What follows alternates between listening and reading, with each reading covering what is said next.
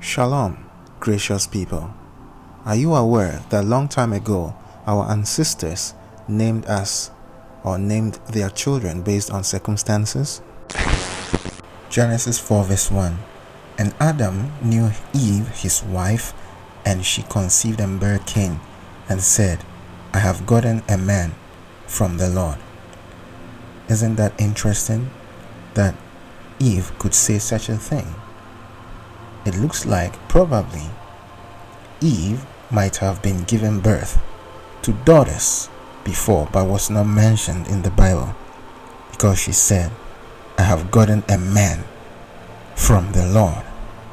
Based on what circumstance was Cain named Cain? Because Eve had finally gotten a man. So Cain means to be gotten or to be acquired, like a possession, to have a possession. If you could understand the Hebrew behind this verse, you could see that Cain was highly valued. It was like something they had been waiting for and finally was gotten. And so his name was named as Cain. God gave Cain to Adam and Eve. Eve says, I have gotten a man from the Lord. The Lord brought Cain as an Ish, because the man here is Ish. Ish here is used when one is seen in relation to, number one, either a husband, or number two, a leader, someone from whom a lineage would descend from. That is an Ish man. There will be a continuity from him. He will not completely vanish or disappear. His lineage would be there and would continue. It was God that brought him into the world. The reason is because he would be per destiny a builder. He and his whole lineage are builders of cities. This time around, the same cannot be said about Abel. The way she was like, finally the Lord has given me an Ish and a man. You see, the same was not said about Abel.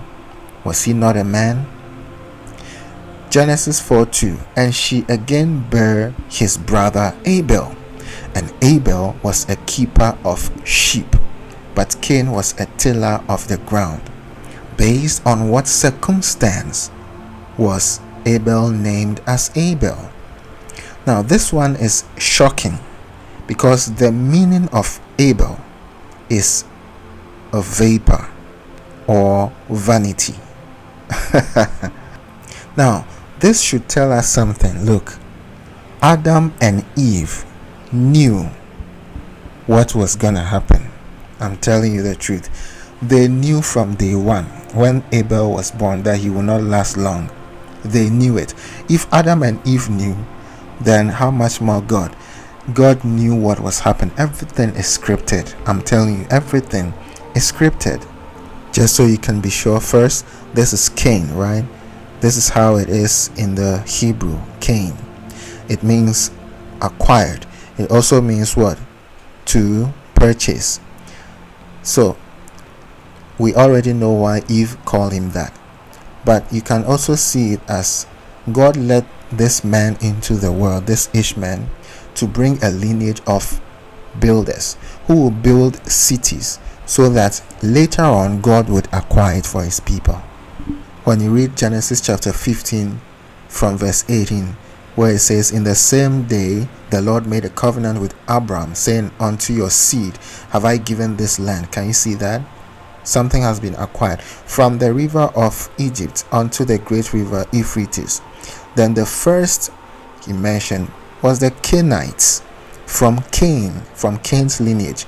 They are the Cainites in the Bible. Also, when you read Judges chapter 1 from the verse 15, it says, and she said unto him, give me a blessing, for you have given me a southern land, right? A southern land. So you see, we also see the acquiring here.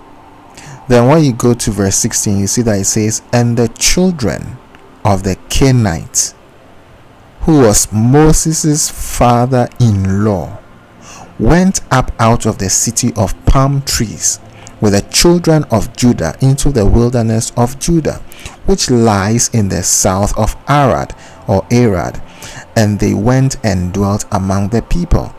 Until date, there is a place that it was called Cain, also in the southern part of Judah, if I'm not wrong. Yeah, so there it is. This is Cain, a city in southern Judah.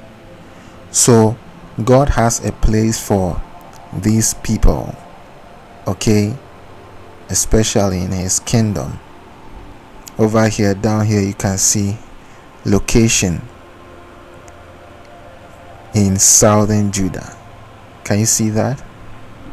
Also, when King Saul wanted to destroy the Amalekites, he, knowing this lineage which God gave unto Adam and Eve, the builders, right? He, knowing them, asked them to leave the Amalekites, go and dwell somewhere else. 1 Samuel chapter 15 verse 6. And Saul said unto the Canaanites, go, depart, get you down from among the Amalekites, lest I destroy you with them.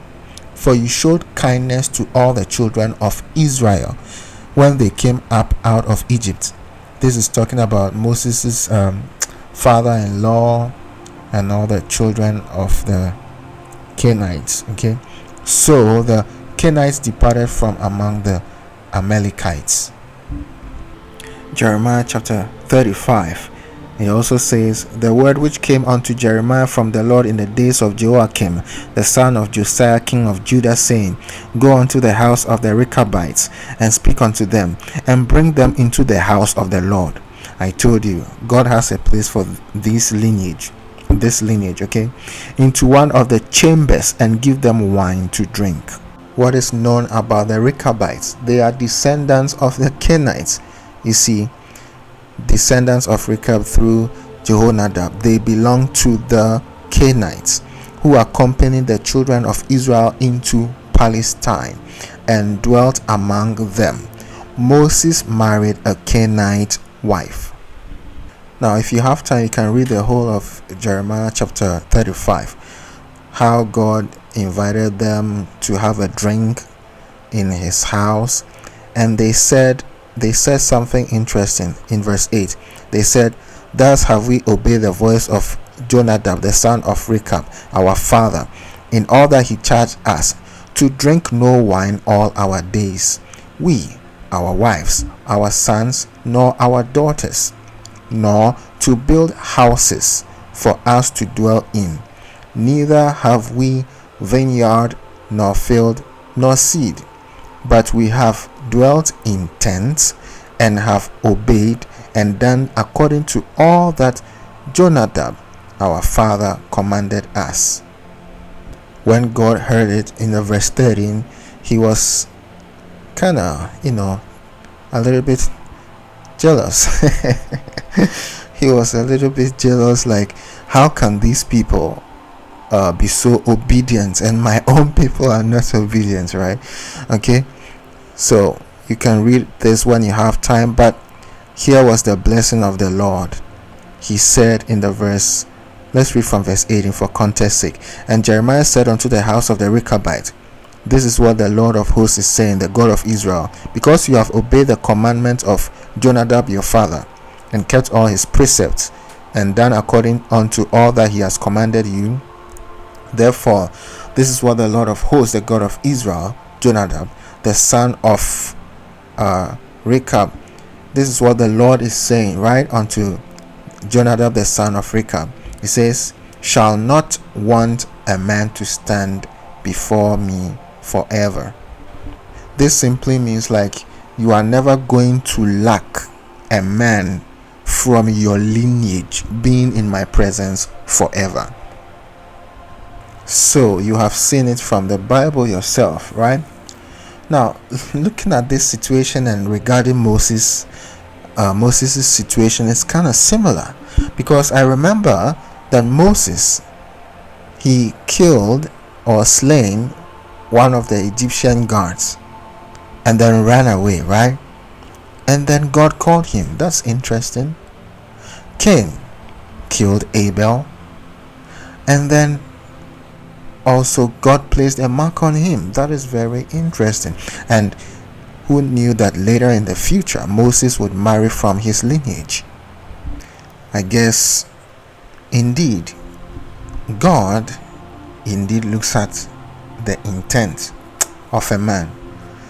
The action was not right. Even God told him that, my friend, sin is knocking at your door. The action is never right. But what was the intention? Okay, what's the reason why Cain killed his brother Abel? Because God accepted Abel's sacrifice. The guy did that out of jealousy and zeal. God, it's either you accept my offering or I'm gonna be envious. God told him that, why is your countenance fallen? Why are you envious? If you do the right thing, I would accept your sacrifice. He killed his own brother because he was envious. He had this zeal for God. He was willing to offer and sacrifice, but God accepted his brother's own, so he was envious. This kind of envy is somehow linked with having zeal and love towards your maker. So back to Genesis 4:2. And she again bare his brother Abel. What's the meaning of Abel? There you have it. Abel is what? Breath or vapor. It means it's just passing by, like short-lived. You understand? I said they knew. Adam and Eve knew why they called him Abel. If I told you that James 4:14 was talking about Abel, would you believe? Whereas you know not what shall be on the morrow. And indeed the only one who did not know was Abel, because certainly Adam and Eve knew. God knew. Probably Cain even also knew. That is why he held with it. Okay, so for what is your life? It is even a vapor. This is Abel that appeared for a little time and then vanished away. Okay, that is Abel.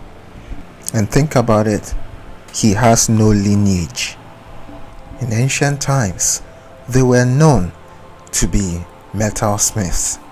They were known to be highly skilled ones and builders of cities. But they have dissolved. They are no more having their identity, because they mingled with the Israelites. It is believed that they have formed the majority of the Arab and then the Jewish world. They mingled especially with the Levites, those who are obedient, highly obedient to the law or commandments, will surely find themselves among the Levites in the presence of the Lord in the ancient times. Probably today you come from a nation who is highly advanced when it comes to metallic technology. It is clear that you are from his lineage, and God has a plan for you.